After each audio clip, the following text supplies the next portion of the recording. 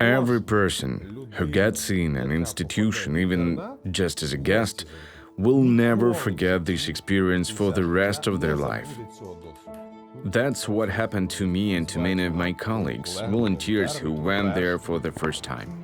I regret having to say this, but an institution is a one-way road. No one leaves this place, people live out their days here and die.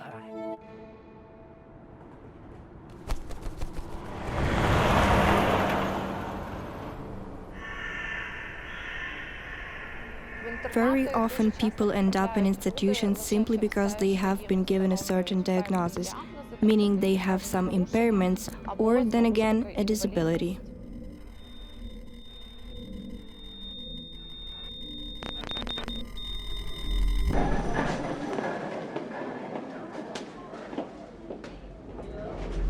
But once they enter, their lives do not improve. I'm Oleg Rachov. I was born in 1963. I've been living in Kiev for 10 years. I'm an economist by education. I hold a PhD in economics. My current psychiatric tenure began on the first day of 2012, when I was taken to the Pavlov Psychiatric Hospital. I was held there for 21 months in the 21st closed ward. Any closed system operates in such a way that we can never truly know what is happening to people inside. Then, on August 27, 2014, I was transferred right to the Pushchavoditsa Psychoneurological Institution, where I've been ever since, living here, registered here. A person can be yelled at, a person can be pushed, a person can be hit, and a person can get locked up. A person can get injected with drugs for saying something the wrong way to someone. My name is Stanislav Turina. I am 36 years old. I am a trained artist and volunteer.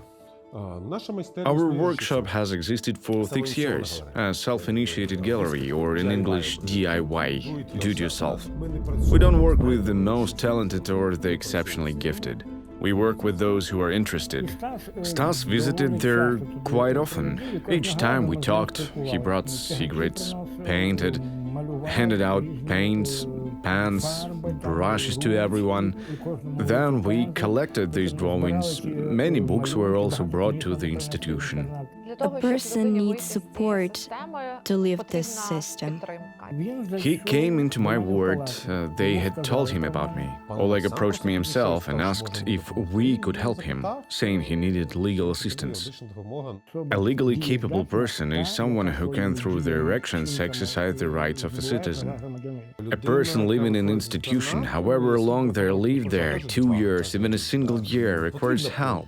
And besides that, they require financial help. You give a person a backpack, what changes? But something did, that's the thing.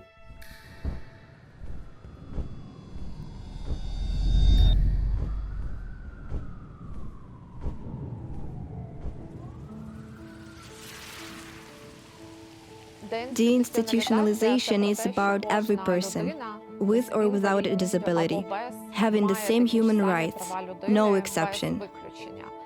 Through art, we talk about other things in the institution. This opens up a new level of empathy toward people. You can't just hand a starving person a piece of bread and say, "Here, eat."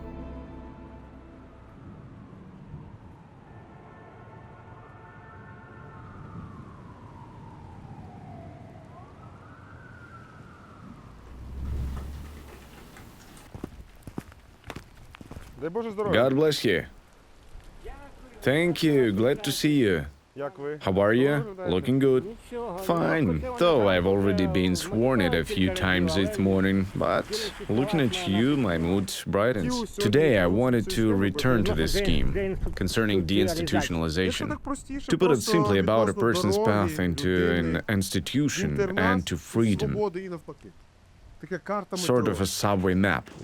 According to this scheme, as I will explain now, a person's exit from an institution and their return always depends on people. Rehabilitation is impossible without relationships. For Oleg, for example, one of the first ones was the public commission, who he met, who helped him get out of the closed ward.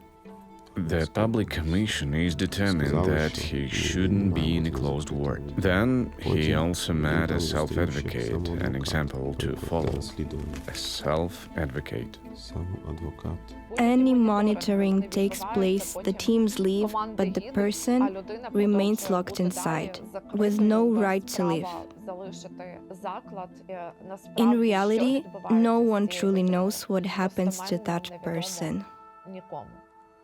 There is a complex system of private property. It's almost non-existent. Well, somewhat non-existent, not like for some people who are free. Institutions, after all, places of deprivation of freedom, that's the official term. My documents were stolen, my case with papers, my mobile phone and my dumbbells. During morning exercises, I stepped 10 meters away, turned around, and when I came back, the bag was there, but the dumbbells and documents were gone. There are no rights here. These people lose all citizenship rights. A person may be still able to interact, communicate, and behave relatively normally, but after 1 or 2 years within these walls, these corridors, where they see only each other, move, get out, go, sit, stand. They lose their human semblance. They degrade severely. This is our library about the institutionalized lives of people and animals. Parallels. Sunaura Taylor, translated, if I'm not mistaken, as Beasts of Burden. It was a very provocative book. She asked, is there not a similarity in how we treat animals and people with disabilities? Because she describes chicken farms where males are separated from females. All the males are destroyed, and how strictly photography is prohibited there. How on these farms everything is forbidden to be photographed, even though they are legal. Somewhat similar to institutions, isn't it? That the system, things like this help open minds a little.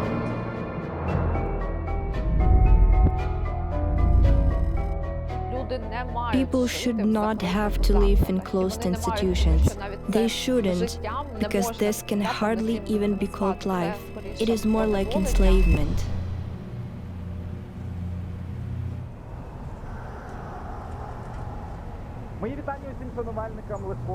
Greetings to all athletics fans. My name is Artem. I am 34 years old. I was born with a diagnosis of birth injury. I started normally, but then things got worse and I was hospitalized. Later, with a diagnosis of cerebral palsy, I was transferred to an institution, to a group of children with intellectual disabilities. When I turned 18, my mother took guardianship over me and I joined a sports club. I want to finish my education, continue studying, and become a coach in athletics for athletes with musculoskeletal impairments, to help children like I once was.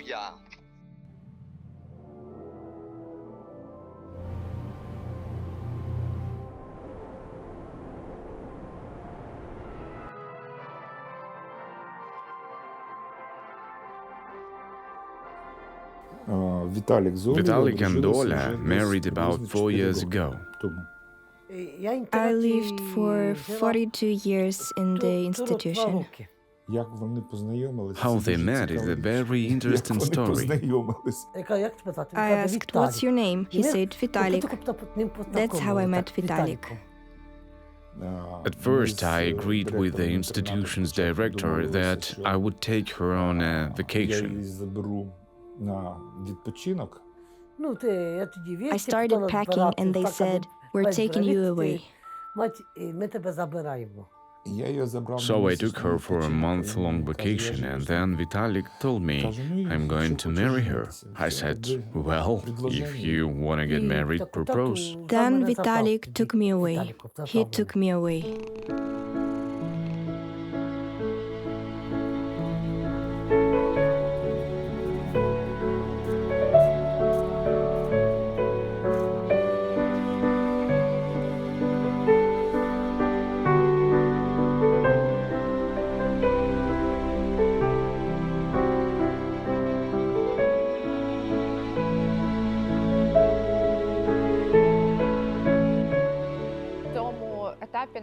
At this stage, it is important for us to develop support services for independent living to showcase these positive experiences in communities. Supported living can begin when, for example, a person with a disability who has experienced living in their own family, an adult, receives all necessary services from their family and can now live an independent life. In an environment where they receive support and gain their first experience of independent living, they develop essential skills. How to use household appliances, ask for help, access services, order them, receive them, and what is needed for that.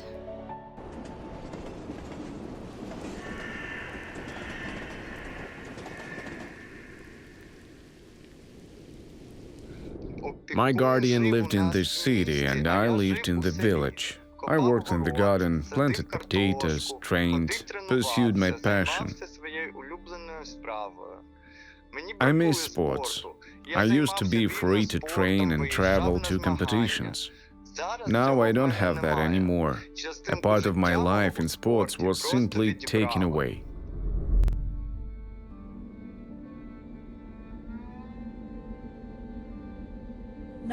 For example, if someone gets hit, suffers a head injury or something, and needs hospitalization, they won't be taken. That would document violence. Things like this get covered up all the time. People under 60 have a chance to receive proper medical treatment because if something happens, an autopsy will be performed. After 60, they usually just say, "Well, it hurts? Just lie down. Doesn't matter. Just lie down."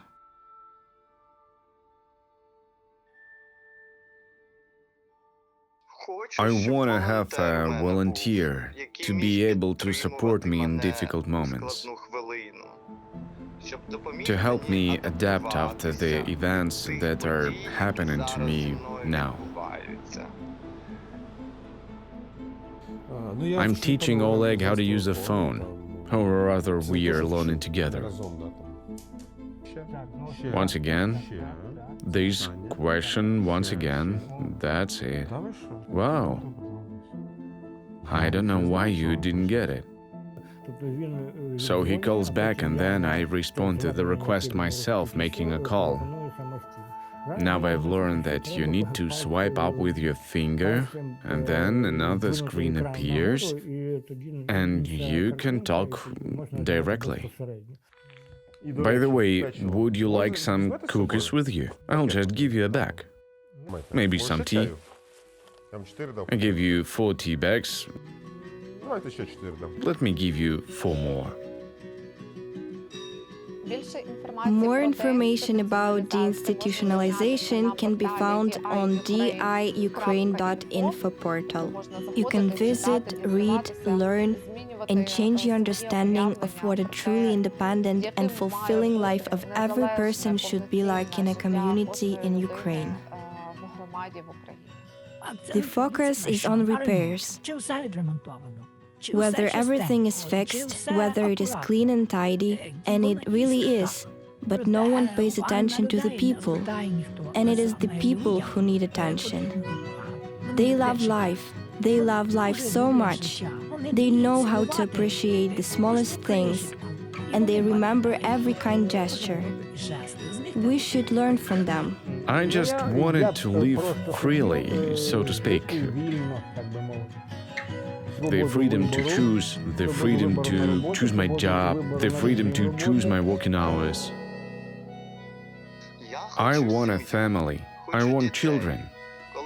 When I have my own child, I don't want it to feel the way I do. They are happy together. They have fun. They love each other. That makes it easier for me. Will you be my wife? Yes.